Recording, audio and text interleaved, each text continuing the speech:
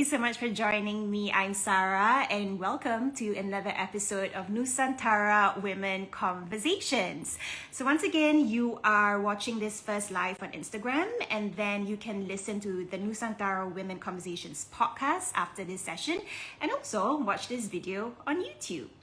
So now I'm just really excited to invite my next guest and introduce my next guest. She is Dillah Zakbah. Dillah is a proud Singaporean Malay woman from Tampines. So if you are from Tampines, give me a little wave or a whoop whoop.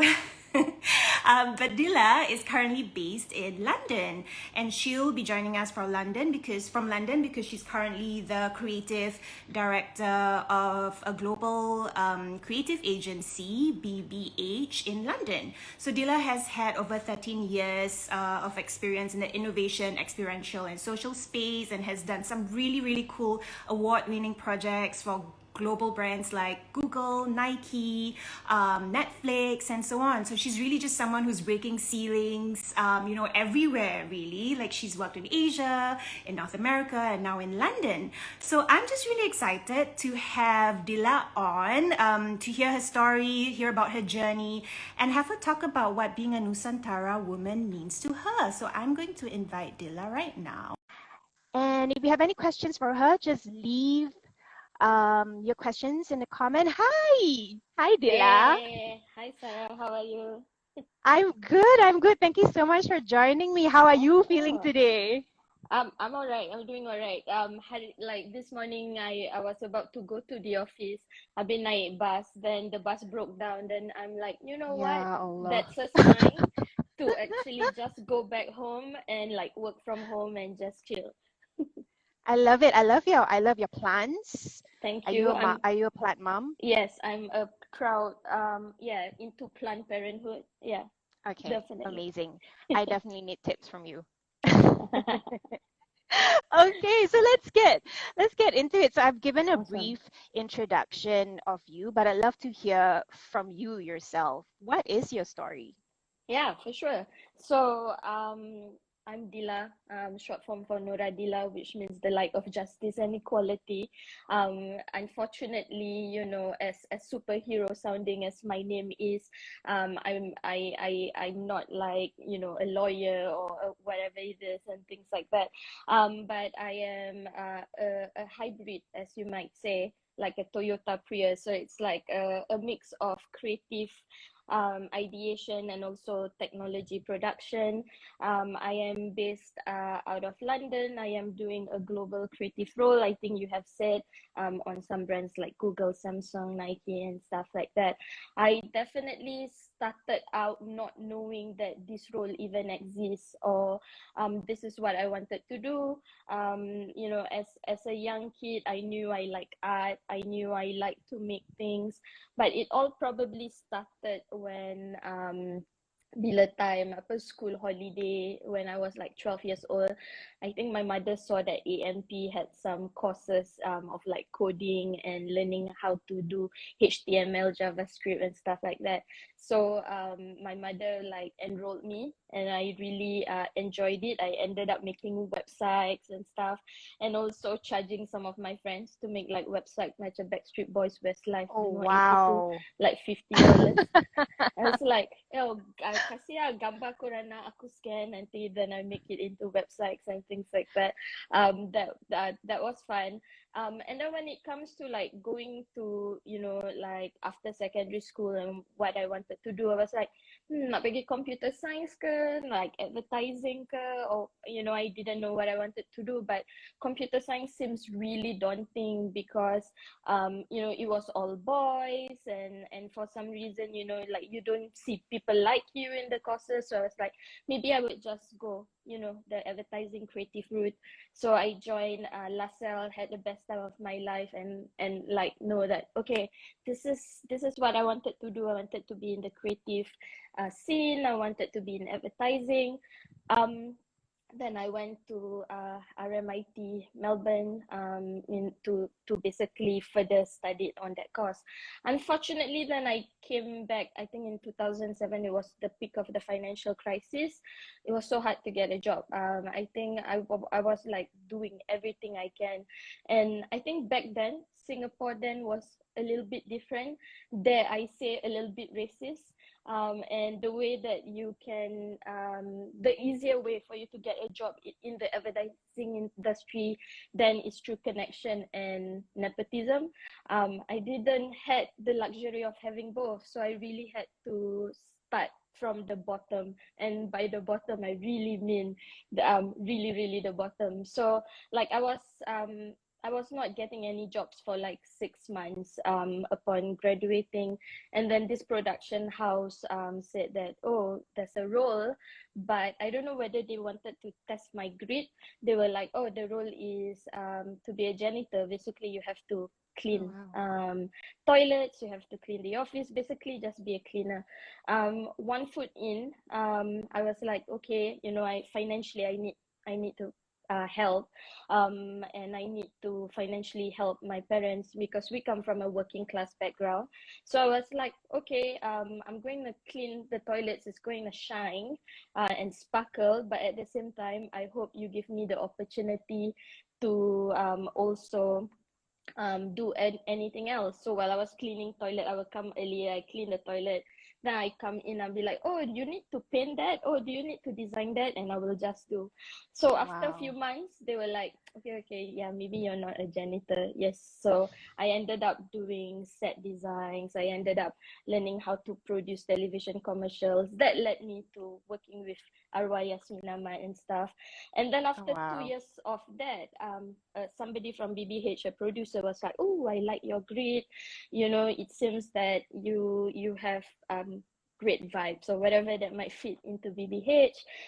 Do you want to join us?" So I was like, "Okay, sure." I like didn't ask what was the role. I just came in and brought my laptop and my portfolio, and it was actually a personal assistant role, not a creative role I want. But I was like, again, 1 foot in, I tell my bosses that, you know, I'll be the best PA you can have, but I will also, you know, like to show you that I can do, you know, creative stuff. So I ended up always like just doing the extra mile and like showing how I can help within the office and the projects that BBH created a role for me. So I was a creative maker. Amazing. So I was like the first product manager maker in BBH history. So I will come up with ideas for games and actually build them. So we run this gaming studio for Chupa Chups. And then I left BBH for a bit to start a tech startup with my friends.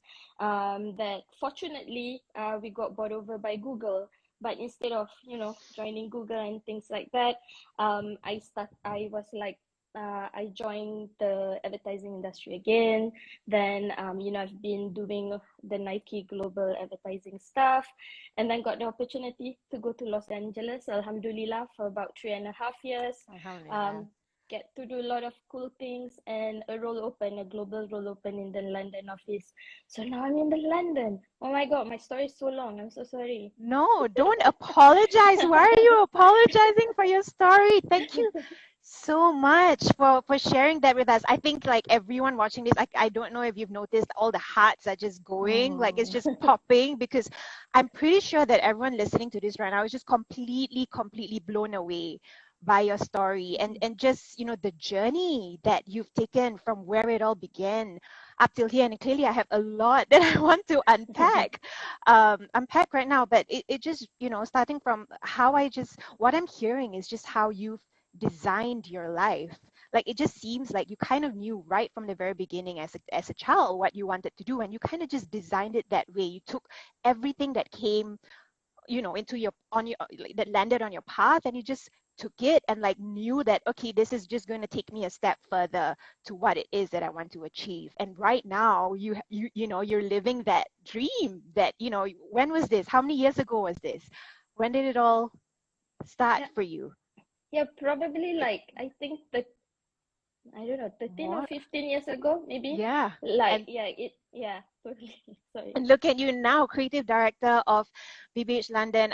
I mean, I am incredibly, just listening to your story, like I'm just incredibly proud of you, Thank and you you. should be so, so, so, so proud of yourself. And you can see all the comments right now. Everyone's just like, Akila from Gypsy is saying, Gige dan Brani, so inspired. Absolutely. Brani is the word. And I love Brani means, to those who don't speak Malay, Brani is courage. Brani is being brave, right? And I wanted to talk about that. In terms of, where do you think? Because I hear that a lot, that you seem really fearless as well. All the steps that you took, that there wasn't any fear. But I wanted to know, was there any fear? And if so, how do you overcome that? Oh, to be completely frank, like every time before I take like the step of like YOLO, I am always scared shitless. I'm always like, oh no, like what if this doesn't work? What if I'm going to make a fool out of myself? What if I fail? Then I always like try to tell myself, stop with the what ifs of all the negative things. What if it's going to be great? What if I'm going to be successful? So basically it's just try to dim down all the pessimistic thoughts, and just turn up the optimistic thoughts a little bit more, and that's where the courage comes from just being as optimistic and zen as I could be. Yeah, I hear you. And like, generally I am a very optimistic person as well, but wow, I doubt myself a lot. And I just wanted to Mhm. know, like, have you always been this optimistic? How have you like found that, I guess, and trust that voice of yours to, just keep going? Mhm. Um, yeah, it's like I haven't always been this optimistic. It's really like it took time and like process to get to like this state of mind. Something like a mentor of mine said that if you have all the experience, if you got the goods, like what's stopping you, what's making you feel that you're not good enough. And a good process that I usually tell my mentees to basically remind yourself that you're good enough, that you can do it, is like on a paper write all the good things about you and how you are different from everybody else. Sometimes just by reading that, or like looking at the mirror and like giving yourself affirmations, those are the small little things that you'll be surprised that it will really boost up and your confidence and courage, and know that usually there are a lot of people out there supporting you as well. Those are the things that make you yeah, just like ignite the fire in the belly.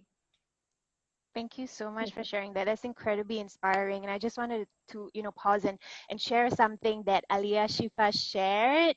She said, Oh, as that's her my kaka, sister. I know, she said, Oh, as her kaka, we're always so proud of her as she's a oh, trailblazer. She came to my school and talked to my students, and she oh, blew them away. I love you, Adi Ibuay, and we're always proud of you. I love, love, love, love oh that so much. no, Oh, I now got the tears tissue. are coming. I told you we were going to have I tears during this know. call. But no, like I just want to point out, family, I guess, coming back Mhm, to your roots as well, mhm. and where it all began for you. Yeah, Can you please speak to that? Speak to that a bit more. yeah. Yeah, my family is my ultimate support system. Even I say I'm going to probably choke on my words. But yeah, even living far away and things like that, I have never be feel like like disconnected, because I do speak to them every day. I speak to my parents every day at 6 a.m. or 6:30 a.m., depending on daylight Wow. savings. um but I'm not just like my immediate family, but my extended family as well. I am very fortunate to come in a very affectionate family who are always like supporting each other. And I guess it's the work ethics that I see from my both of my parents, my sister, and my uncles, aunts, and things like that. It's like there's always this never say die attitude, and it's not just about, oh, okay, if like something bad happened to you, dah lah, rela je lah, tawakal lah. Like they all don't just tawakal, they all don't just doa, but they also usaha.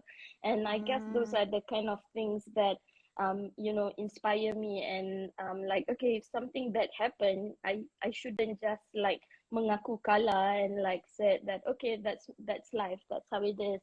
There's always opportunity to fight or give yourself a better life. Why not, right? Absolutely, absolutely. And I love that, sometimes we, in our culture, and I guess, Mm-mm. religion as well, being Muslims, like we hold this idea of like tawakal really strongly, but we forget that usaha, which is effort and work. Yeah. We got to put in the work as well. And thank you so much for sharing that and for that reminder as well. And since we're now talking about, family, our roots, culture, and religion, I wanted to talk about this notion of identity Mm-hmm. with you. And what has your journey been like into coming to your own and forming your identity? Mm-hmm. Yeah, it was a struggle a little bit, because I guess being like Malay and minority and things like that, I'm always finding myself in like the crossroads of tradition and modernity. And then I realized that it doesn't need to be a crossroad, that it can be a single journey to take, that I could actually mix them together. And the tradition and modernity part would actually make me the unique creative that I am. Because if everybody have the same point of view, that might be whitewashed or whatever it is, what's the beauty in the creative, I guess, industry. So yeah, like I used to think that I may need to like shape shift myself to fit in. But I remember, I think I mentioned just now, when I work with Arwah Yasmin Ahmad, and when before I became a creative, I asked her like, hey, like it seems that everybody in the advertising industry, they behave a certain way. You must drink, you must this, you must that. I don't want to do that. Should I even be in the industry? And she was telling me that you do you. You should not care about what people do and stuff like that. What you are going to bring to the table is that your unique point of view, and you should never basically succumb to changing yourself, because the world will celebrate who you are than who you are pretending to be.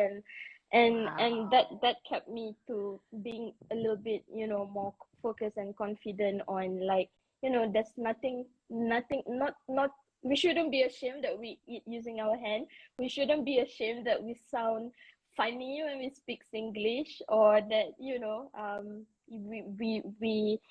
we puasa and things like that. So right now, if like, yeah, I'm like, okay, I'm going to go for Ramadan, so I'm going to finish at work at 6 p.m. to eat. People, and then it became a normal thing. Then people will respect, and yeah. Wow. Firstly, what a privilege to have had that conversation with Arwah Yasmin Ahmad. That's amazing. Would you consider that probably like a turning point for you? 100%, 100%. And like that was when I realized that all the trials and tribulation, like I didn't get to go to an advertising agency straight away and things like that. It's all God's plan. That if I didn't had to detour and become a janitor, and then be in the production Mm. scene and things like that, I wouldn't have met her. So everything happened for a reason. And she's one of, if I have a book about myself, she'll be in a chapter for sure. Dillah, please do all of us a favor and write that book.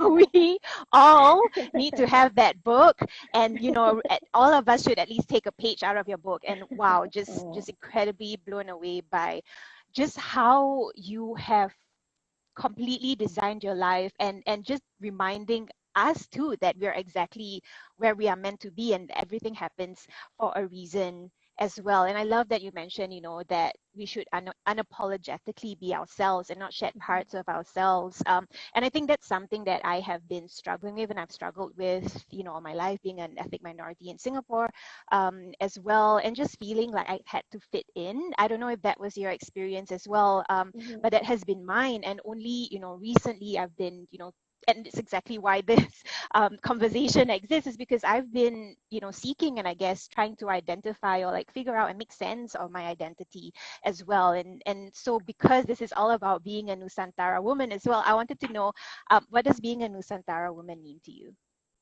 So I remember when we had that pre-chat and we talk about this, and then like I was walking around like in the park nearby my house and thinking like, is there like a guidebook or a manual about what it means to be a Nusantara woman? Then something that pops into my head was like the lagu that we had to sing during Children's Day, Semoga Bahagia. Mm. Um, Is that the like sama-sama maju ke hadapan? sama-sama maju ke Yes. hadapan. No, But that is, it's I like, yeah. belajar. To be honest, I stumbled upon the song recently again, and just listening to it and reading the lyrics today, through, I guess, a wiser lens. Wow, like that really means it's so much deeper now, and Right, yeah, exactly, exactly. right. What are the lyrics? Sama-sama maju ke hadapan, pandai Cari cari pelajaran, pelajaran, jaga diri dengan kesehatan, kesehatan, sopan santun bersatu dengan dengan kawan-kawan. kawan-kawan. and Yeah. and then I was like, wait a minute, that's how we are being raised, right? It's all Mm. about being respectful of each other. It's about the community spirit. It's about um yeah, it's about like our, I guess, our, like the Nusantara ethnicity or whatever we would call it. We I guess we come from the ground. We were people that use our hands. We were workmen or workwomen, and things like that. So like I choose to take all the good parts from that, and equate it into being a relentless worker, somebody who is reminded that whatever we do, it's not just for ourselves but also for our wider community and our family. And also being a Nusantara person is always being respectful and mindful of our surroundings and earth. I love that so, so, so much. You've really kind of put it together really, put it together really, really well. But it's so funny that those are the good parts, right? But Mm-hmm. growing up, in Singapore, being a Malay Muslim Mm-hmm. person or woman, like these are not these are not the values, I guess, that we grew up kind of, I guess, in the mainstream, right? Like when we talk Yeah, about stereotypes, like these are not the things that we hear from others, or yeah, and sometimes, yeah, people, that's how people kind of get those preconceived, unconscious bias mm-hmm. about Malay people, which is Yeah, like the complete opposite of what you shared as well. Yeah, and on this note, I guess when we talk about like the importance of highlighting, you know, picking out what's good about our culture, because we hear so much that, oh, Malays are lazy, and all mm-hmm. of that. Like we tend to believe that too and Yeah, internalize that as well. yeah, Can you speak to this? Like, have you experienced anything like this? Was this your experience growing yeah. up? Yeah, definitely. It I guess it's unfortunate, right? Like within my family, like I'm blessed with parents that allow me and my sister to chase our ambitions and and be the best that we can be. But yeah, definitely, the wider community and things like that, you hear while growing up, maybe not the exact words, but like a woman's place is in the kitchen. It's okay for a girl don't go through higher education because it's the men who bring home the bread, and the rezeki. And also that's all the evil eyes and hashtag perangai Mm-hmm. Melayu.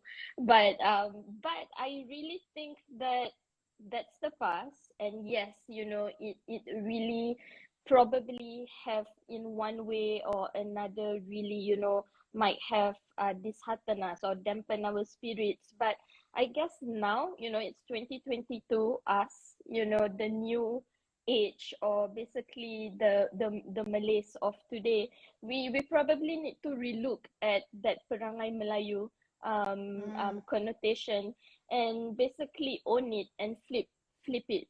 Mm. Definitely like flip it. Let's not like, oh, bila orang macam jealous of each other, or when people see a lazy thing, somebody being lazy or not like basically living their full potential, and we're like, oh, that tu perangai Melayu lah.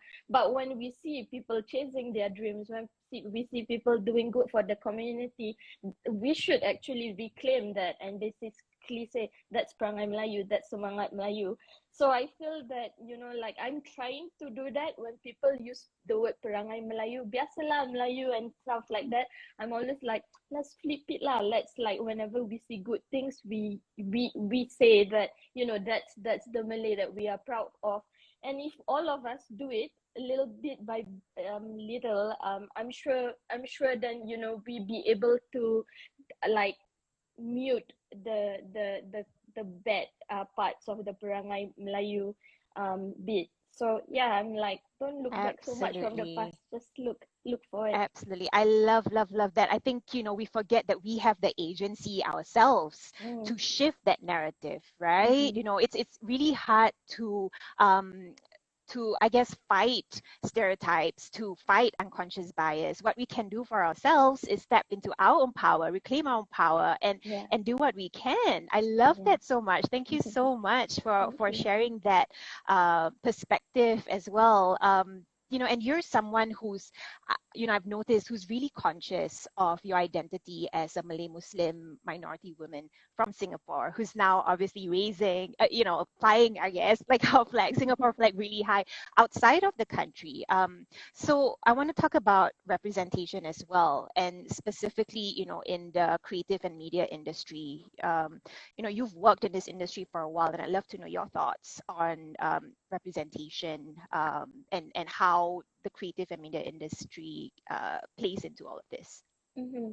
I yeah, like why it is really important to me. It's because like there was zero representation when I first started, or if there was one or two people in there, you know, for some reason they are not given the opportunity to lead change, or to be in, you know, in the chair or position of power. And when I saw that, I was like, you know what, it's time for a change. Like, imagine this, like when we were young, if we want to see people who look like us on TV, it would only be on like the Surya channel. We won't see ourselves represented in like channel 5 or whatever it is. If there is, it's always like a stereotype, like the mak bapak susah jual mi rebus tepi jalan kind of thing. and Yeah. and and like if we see ads on like condominiums or like anything remotely expensive, we won't see ourselves being represented. It's almost like, oh, people who look like us can only you know, have only such limited like purchasing power, or we can only dream ever so much.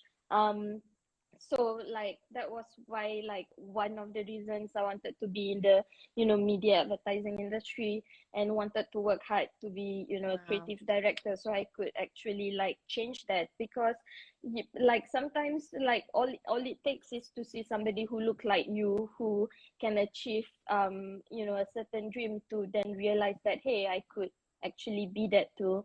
And it's very what you call it, it's very funny that here in London, there are more representation of people who look like us in the media here, even Oh, though we wow. are, yeah, it's like, so the team in BBH London, like they are doing Ramadan campaigns and stuff like that, and you see like a Malay looking, actually it is a Malay girl, a Malaysian English girl, who was in a campaign for Virgin Media. She wears her hijab and she skateboards. And I was like crying when I was watching that. I'm like, Oh, why wow. do I feel more at home in the media space in London than in Singapore? But hopefully one day, you know, we'll get there in Singapore as well. Baby steps. Yes, baby steps. Absolutely. Thank you so much for sharing that too. And I just wanted to know, what it was like, the difference between you being a minority woman, at BBH Singapore, or just, the culture, the ad culture, the ad, in industry in Singapore versus, in the US and UK where you've worked and currently work? Mm-hmm. What's the Um, experience been like for you? yeah, in it's like the reason why I have been in with BBH for 11 years because they have really taken care of me. Like even like in Singapore or US or London, and I'm not just saying this because my bosses might be watching. Hi, But boss. hi boss. But also because yeah, like they've always pushed for me and like got like even created roles for me and things like that. But I guess the Singapore ad industry back then, I hope it's different now, and I love to be proven wrong. Wasn't as supportive of somebody like me. I think I've mentioned this to you before. It's like when I was in Singapore, I wasn't pushed. Like I was doing talks or whatever and stuff like that, but I wasn't pushed on the global scale, like to be a judge for like advertising events or whatever it is. But when I moved to the US, they actually see me for my merit, and actually push me to represent United States of America, me as a migrant Muslim woman, Wow. to represent America, to be a digital innovation judge for Cannes Lions, which is a big thing in the industry. Mm. It's funny how back in Singapore people still sometimes see me as, oh, that Malay girl, and maybe sometimes think I'm a token representation. But while Mm. in US and in UK, they just think I look different. But so the only way they can judge me without any stereotype is by what I bring to the table. That's really strange. Firstly, thank you so much for being so candid about this and sharing your experience. But that's really strange when you talk about how, outside of Singapore, they really see you for, your merit, what you bring to the table. But isn't that what it's supposed to be like in Singapore as well? 100%. Having our pillar, one of our great pillars is meritocracy. So can you speak to this a bit more? Why is it, that the playing field is still not level Yeah, for ethnic minorities yeah. despite meritocracy?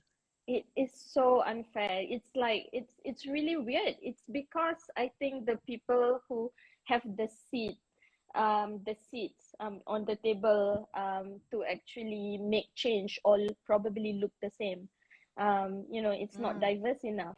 And if there are one or two token representation, it would probably be people who think they have to just shape shift themselves and just agree. I think what we need more of is, people who are a little bit unapologetic and more diverse, and say that, hey, we demand that we be treated equally as well.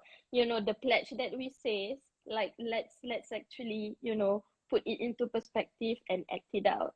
We definitely, yeah, like need more of those seats on the table. And like I would definitely, if I'm going, inshallah, one day I will come back to Singapore, and I will make sure that I would fight for that seat in the table, so that I could definitely change that for the future generations who want to make it in this industry. Thank you so much, Dila, for being very conscious and mindful of that and intentional as well. That is something that you want to do because it's been your experience, it's been your pain point, and you really understand the importance of the privilege that you have if you have a seat at the table and look around and see who isn't there. And Mm-hmm. that's what being inclusive means. It's Mm-hmm. saying, hey, I'm here and you're not here, so I'm gonna give you a seat, because that's exactly what diversity, equity, and inclusion means. So Mm-hmm. thank you so much for being mindful of that and for paving the way, really, for Malay Muslim minority women here in Singapore and around the world. Thank you so much.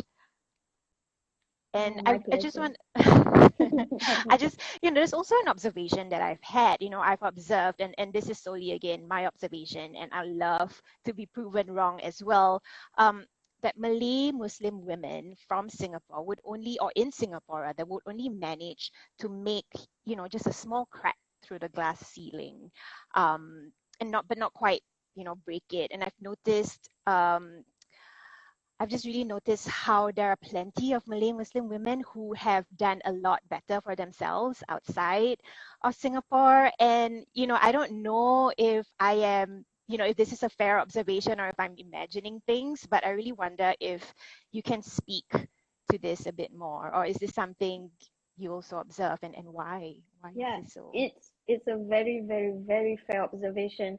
I do there are a couple of amazing Malay Muslim women who I know who are online as well right now, who are based in London and doing great things like for a lot of amazing companies over here that I would not have known if I didn't move here and ended up connecting with them and stuff like that.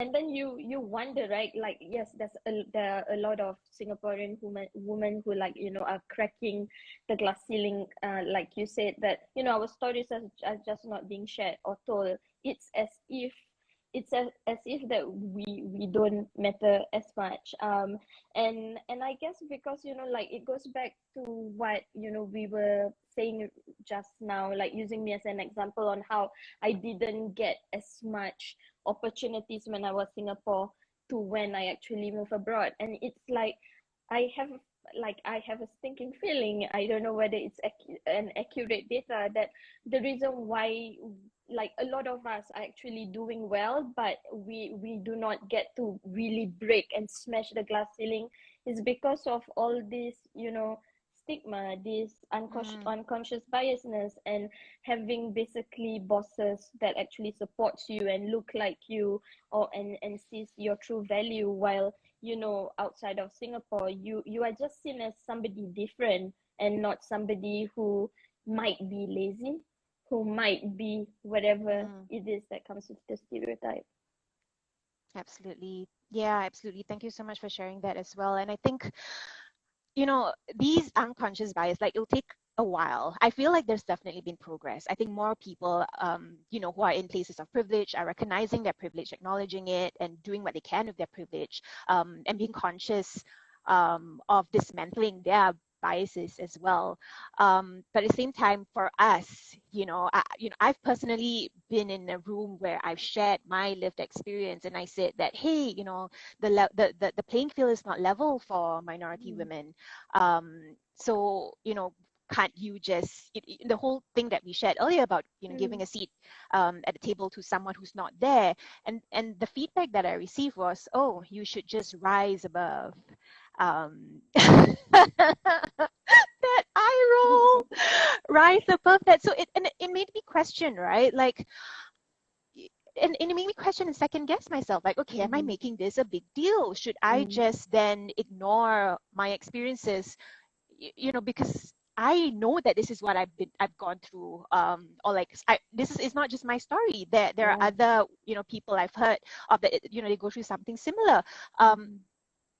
and yet, what can we do in these instances for ourselves? Because again, Yeah. we this it may be like things that we can't change, because it's just way too big for us to do Mm-hmm. so, but we have the agency to be able to do something, Mm-hmm. right? Mm-hmm. um what like what's your Yeah. advice, I guess, because you're someone First, who's obviously done so much, so well for yourself. Al- Alhamdulillah. But yeah, first and foremost, it's like you have to, like, if any of you and also me, as a reminder to myself that are put into such situations, first thing, you need to remember that your feelings are valid, your experiences are valid, you are valid, and the reason why you are put in this world is to be you, and to actually use whatever you have to make the world better. If people are trying to mute you down, shut you down, and things like that, it just shows Mm, how cheated, or how backward thinking those people are. And this is why we need to form an allyship. We need to stick as a community, instead of just like pushing each other down, and like perangai Melayu for the bad things and things like that. This is why we should help each other out. If somebody like you, who like have been told to like like turn the volume down, the rest of us should be helping you turn the volume up to say that, hey, no, it's not fair. It's not enough for you to just say let's rise above. It's like, I guess sometimes, we can be bigger in numbers, and we should definitely be helping each other out and stuff like that. Because if, for example, I always tell my mentees, like, have plan A, plan B, and plan C, right? If the plan E fails, make the hell out of it plan B, and then make plan A a shame off. So if Wow. somebody in, like, if somebody in one place tell you that, oh, you shouldn't be yourself, you should not like speak up, you should just try to rise above, then they're not worth your time.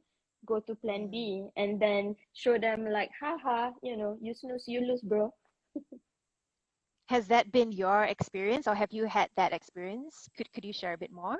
Yeah, definitely. Like, I would not name the name of the agency, but before I was with BBH, there was this big agency company in Singapore who didn't want to hire me, and a friend of mine who asked that person why wasn't I hired. That person said that, oh, they don't know if I'm going to be lazy or not because I'm a Malay. This was in probably Wow. 2007. So, then when I, alhamdulillah, got to, like, won some awards and stuff like that, that person who said that, he actually approached to me and asked me whether I wanted to join them. And I said, hey, just wanted to let you know, once you thought that I was going to be lazy and you didn't want to give me a job. So I I will pass. Thank you for the offer. Good on you. Oh my gosh, I like can feel the, just I'm sure. How did that feel? That must have felt amazing. Yeah, yeah, it was like, that was when, like, the meaning of my name, the like of justice and equality, like, energy came to me, and it feels like I'm playing a video game and just, like, slashing, or like basically pressing an ammo, and just press shoot, shoot, shoot, shoot, shoot, shoot, shoot. I love it. And I love, love, love your name, the meaning of your name, light of justice and equality. You definitely Oh, carry the weight of your thank name, you. mashallah. That's just amazing that you live those values as well. And I'd like to actually take some questions, but before I do, I just have one more point that I want to raise, and I'd like to talk about imposter syndrome. Because we talk about Yes. how representation is really important. And, for me, growing up, in the media industry as well, I've always wanted to actually be an international correspondent, but I've never really seen women who look like me or talk like me or come from the same background in these spaces. There are actually one or two that I can name. There's Haslinda Amin, there's Mm-hmm. Fauzia Ibrahim, but but for some reason I just felt like there just few of them, and I've kind of internalized that, and I felt like, Mm-hmm. I don't see I don't see people looking like me in these version of success, that I feel like maybe I'm just not good enough. So that's definitely one of the places of where my imposter syndrome comes from. And I just wanted to know Mm-hmm. what your experience has been like, being an ethnic minority woman in Singapore, not just in Singapore, but also, I guess, with your experience having lived in the US and the UK as well. Can you speak to this and talk about this and share what your experience with imposter syndrome has been? Or have you faced imposter syndrome? Because you feel like someone who's just super sure of yourself. Not at all. Every day, imposter syndrome, every freaking day. Every day. It's, I guess, oh, I think my internet might have paused, but in case like there was a cut, yeah, I actually feel like an imposter every day, and sometimes, yes, and having the imposter syndrome could actually shackle you down, or like prevent you from being more what you might call it, confident, and stepping out of your comfort zone. I would also sometimes like to see imposter syndrome as a reality check, and a Mm, healthy reality check at that. that basically make you then, when you have that, you should be questioning yourself, like, or what I do is question myself, why am I having this imposter syndrome? Am I really not good enough? Actually I am. Like, what can I bring to the table that none of these people can bring? Like, I do have those. So I use that more as like a reality check to actually keep me grounded. I think the day that you don't have imposter syndrome is the day that you probably should be worried, because that's when your head is probably so big that your neck cannot support it. Wow, I love that imagery, and now I cannot get that out of my head. No, that's so true. I think it's just, yeah, you're right, a reality check, and just humbling as well, I guess, to something to keep us grounded, I guess is what it is. Thank you so much, Dillah, for sharing, really candidly and honestly what your journey has been and your story as well. And I'd now like to take this opportunity to get questions from the audience as well. So any one of you, if you have questions, please feel free to share them and type them out. But I actually asked some questions, people to share any questions they have before this live, and someone actually asked, "What are your thoughts on code switching?" Ah, very interesting topic. Definitely. Like, yeah, code switching. Yeah, like I do sometimes code switch. 100% got to admit it. But I don't code switch in such that, I like shapeshift myself and pretend to be something else. Um, as like I try not to like sound nada irritating and have slang or whatever it is. I mean, not saying that anybody with that is nada. I mean, you do you. But yeah, there are times that, like, if you're just gonna speak Singlish in a board meeting with like an 8 million pounds project, they might not understand you, so you have to probably enunciate certain words a little bit more. And also you realize how even just like spelling in different country of certain words, or the way they measure stuff and things like that. Yeah, it's like code switching. It's not, to me, it's like, it's not about like changing yourself. It's just like having, different versions of yourself that, are done, just to help you elevate or perform in a better way. And if it have to be done, it have to be done. Thank you so much for sharing that as well. And I think, because you've lived abroad quite a bit, so yeah, it's interesting. It definitely is interesting to think about as well. But I remember when we had that pre-interview, that chat as well, you actually mentioned how you are really proud of your accent, and it's I not am. something that you wanna, dilute. Your accent of coming, your Singaporean Malay accent, I guess. Yeah. Can you speak to that a bit more as well? Why do you Yeah, think that way? Why do you feel that way? definitely. It's because, like, how iconic the American accent is, or, the British accent is, that wherever you are, and when you hear somebody talking in a British accent, you're like, oh, they're from England, you know.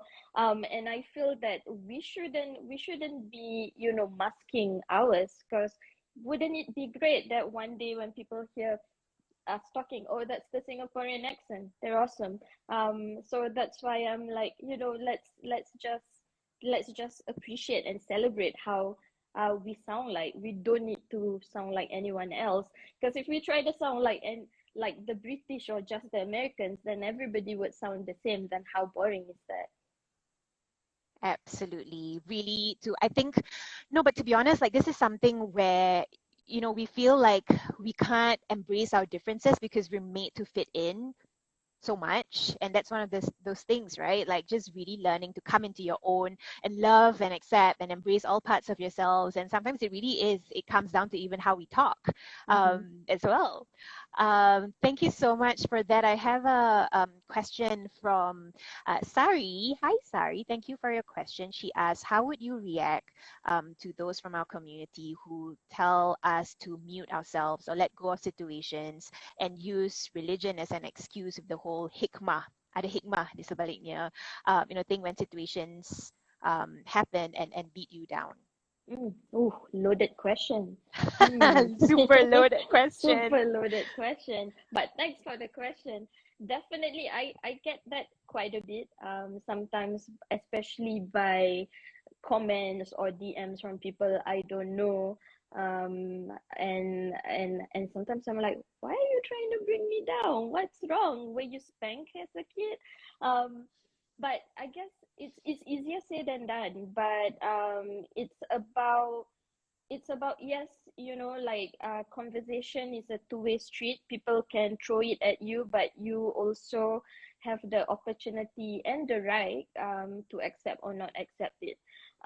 So like definitely if people want to go all out and like make you feel bad of what you're trying to do and achieve, um you know they have their right for to express their thoughts, but you have the right to also not accept it.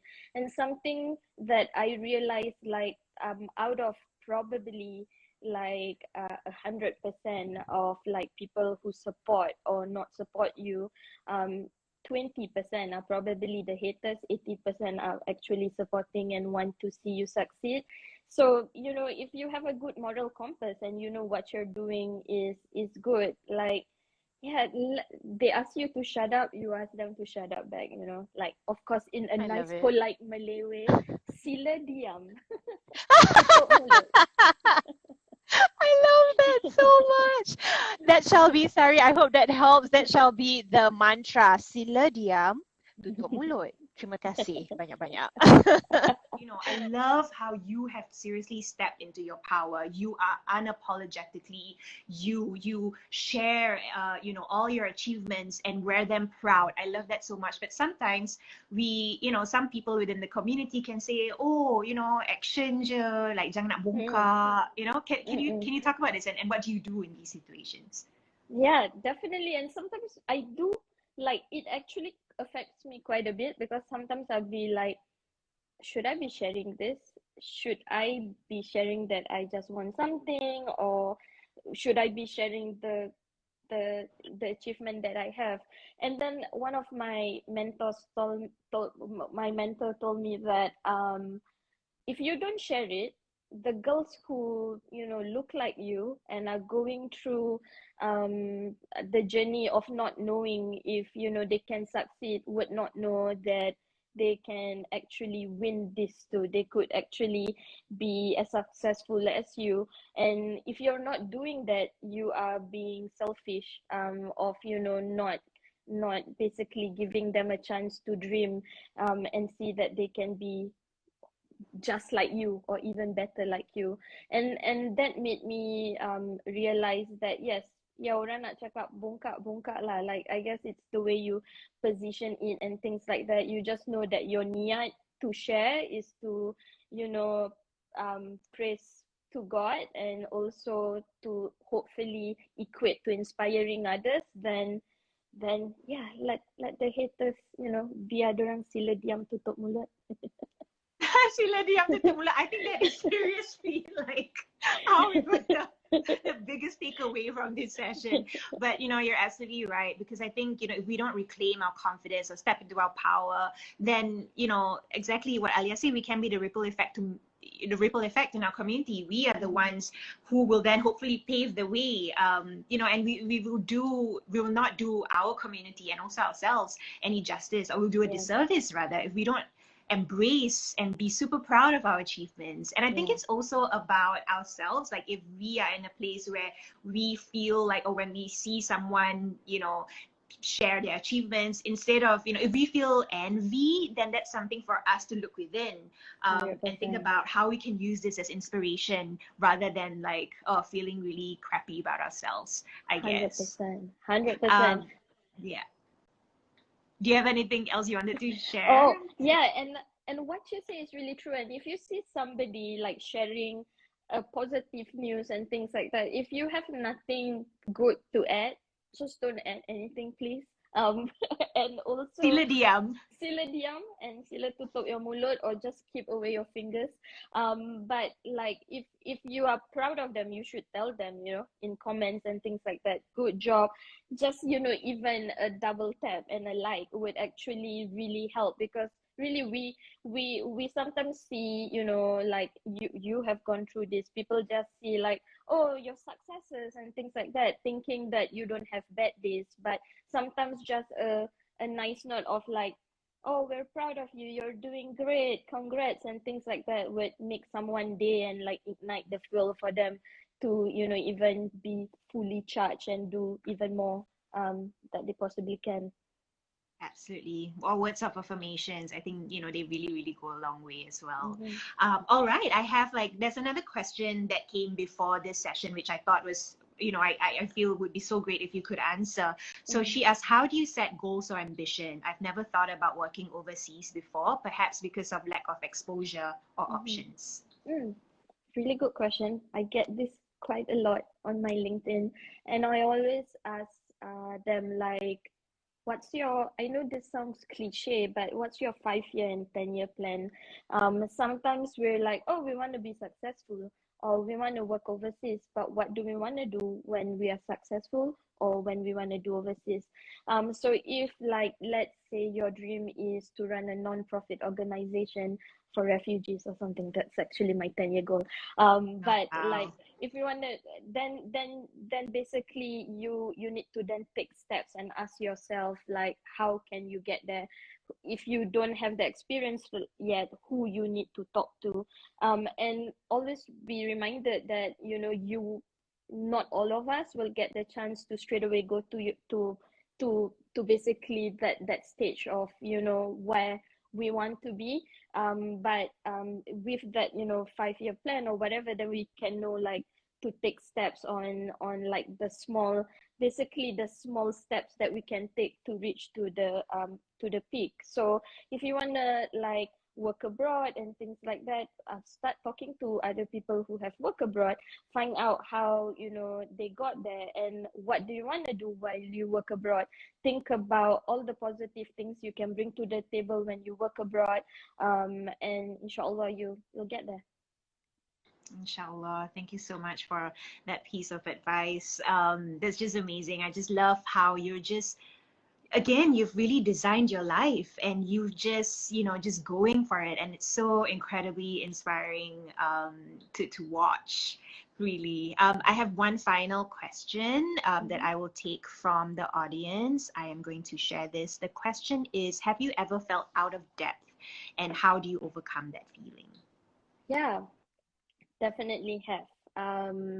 And it's similar to the imposter syndrome feeling, right? It's like, especially when you move to a new country and it feels like sometimes you just been thrown into the deep waters, and you're like, holy crap, like everything's new, like I don't know so many things and things like that. That's where, like, instead of just like letting the anchor on your leg pull you down, um it's all about, yeah, just internalizing and like, what is making me feeling, make me feeling like I am out of depth.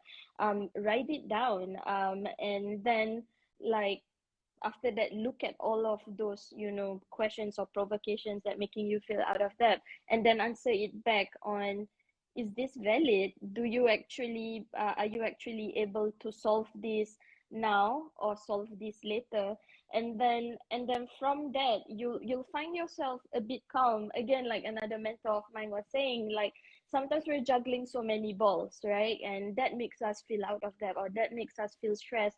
Maybe while we Mm, juggling the balls, let's look at which balls are glass balls, which balls are rubber balls, which ones is it okay for it to drop because it will still bounce and we can pick it up again, and which one are the glass balls that, we should make sure that doesn't fall. So when you look life into that perspective, you'll be less stressed, and you'll be able to then, be more focused, because sometimes we just like want to focus on 10 things. If that's not possible, mm. just one or two things at a time.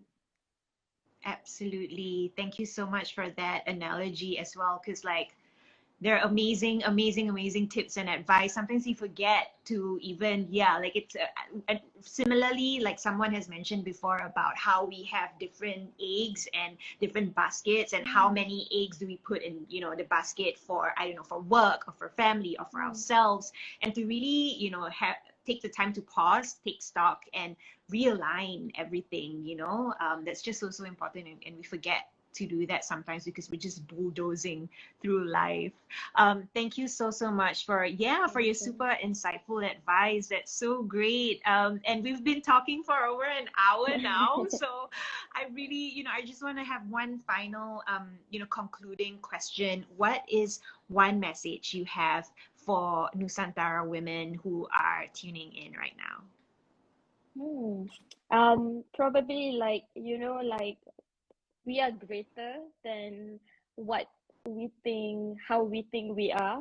And also that definitely as Nusantara women, we should not be ashamed on, being unapologetically ourselves. We should not be ashamed at celebrating our successes, and we should always remember that when we get a seat at the table, let's also try to make other seats for other Nusantara women to join you at the table as well. I love that so much. I love you, and I really Oh, thank appreciate you and you. all that you do. I'm very sure that I speak for everyone who's joined us this evening as well. Thank you, thank you, thank you so much Thank for paving you. the way, for sharing your story, because I'm very sure that you have inspired everyone who joined Oh, us. And thank seriously, you. just you sharing your story, you're allowing us and giving us the language to imagine, the versions of success for ourselves, because you're living it. So thank you so much, Yeah, Dila. I am thank so you, honored, and Sarah. I feel so privileged to have you Likewise. on the show and have you Thank share your you. story. Thank you Thank you so so so much. much, and I'll catch you soon. All right. Bye Bye. everyone.